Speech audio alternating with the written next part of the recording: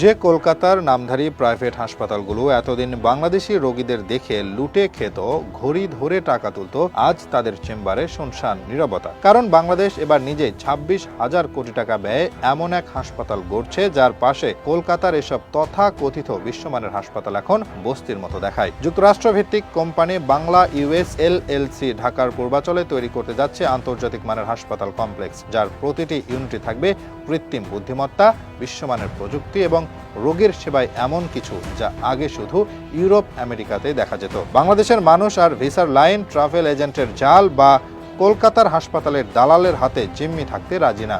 কারণ তারা এখন জানে নিজের দেশে মিলবে উন্নত চিকিৎসা, সম্মান আর খরচ হবে কম। একসময় প্রতি বছর প্রায় 25 লাখ বাংলাদেশি রোগী ভারতের বিভিন্ন শহরে, বিশেষ করে কলকাতা, চেন্নাই ও বেঙ্গালুরুতে চিকিৎসার জন্য যেতেন। তারা বছরে খরচ করতেন প্রায় 6,000 কোটি টাকা। এই টাকার একটা বড় অংশ যেত কলকাতার হাসপাতালগুলোর পকেটে, যেখানে একজন বাংলাদেশি রোগীর জন্য একটা ওয়ার্ডের ভাড়া দাঁড়াতো এক রাতেই 15 থেকে 20,000 টাকা। আর ঔষধ, স্ক্যান, ফলো আপ সব মিলিয়ে হাজার হাজার পরিবার নিঃস্ব হয়ে দেশে ফিরত। কিন্তু এখন আর সেই দিন নেই। ভারতের ভিসা বন্ধ করে দিয়ে ওরা ভেবেছিল বাংলাদেশি রোগী যাক মরুক, আমাদের কি। অথচ নিজেরাই বুঝতে পারেনি একা বাংলাদেশেই তাদের চিকিৎসা পর্যটন ব্যবসার 50 থেকে 60% চালাতো। এখন সেই রোগী না এলে কলকাতার বড় বড় কর্পোরেট হাসপাতালগুলোতে রোগী নেই, বেড ফাঁকা পড়ে আছে, আর লসের পর লস গুনছে হাসপাতাল কর্তৃপক্ষ। মণিপাল হাসপাতাল, অ্যাপোলো, ফর্টিস সব জায়গাতেই এখন বাংলাদেশি রোগীর সংখ্যা কমেছে 80%-এরও বেশি। বাংলাদেশে এখন যে মেগা হাসপাতাল তৈরি হচ্ছে সেটি শুধু একটি চিকিৎসা কেন্দ্র না,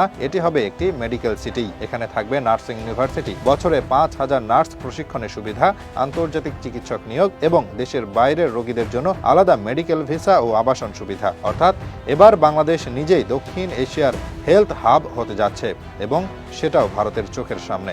বিশেষজ্ঞরা বলছেন বাংলাদেশের এই হাসপাতাল প্রকল্প একদিকে যেমন দেশের জনগণের চিকিৎসা ব্যয় কমাবে, তেমনি এটি একটি কূটনৈতিক জবাবও। যেখানে ভারত নিজেদের সুবিধামতো ভিসা বন্ধ করে বাংলাদেশকে অপমান করার চেষ্টা করেছিল, আজ সেই বাংলাদেশি বিশ্বকে দেখিয়ে দিচ্ছে আমরাও কারো দয়ার পাত্র না, আমরা নিজের পায়ে দাঁড়াতে জানি। ভারতের জন্য এটা শুধু আর্থিক ক্ষতি না, এটা এক গভীর চপেটাঘাত। কারণ এতদিন তারা বন্ধুত্বের মুখোশ পরে বাংলাদেশিদের পকেট কেটেছে। এখন সেই মুখোশ খুলে দিয়ে বাংলাদেশ বলছে, যে দেশে দরকারে দরজা বন্ধ হয় সেখানে ভবিষ্যতে রোগী নয়, পাঠানো হবে শুধু ধুলো। আজ যারা একদিন 1,000 কোটি টাকা কামিয়ে বলতো বাংলাদেশি রোগী না এলে আমাদের কি আসে যায়, তাদের হাসপাতালের ফটোকে এখন দেখা যায় বাংলাদেশি রোগীর জন্য পথ বন্ধ আর টাকাও বন্ধ।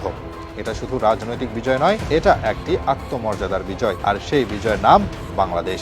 এখন বলুন, কলকাতার হাসপাতালগুলোর অবস্থা, ওদের ডাক্তার এখন হয়তো রুমে বসে ঘড়ির কাঁটার মতো শুধু হিসাব মিলাচ্ছেন।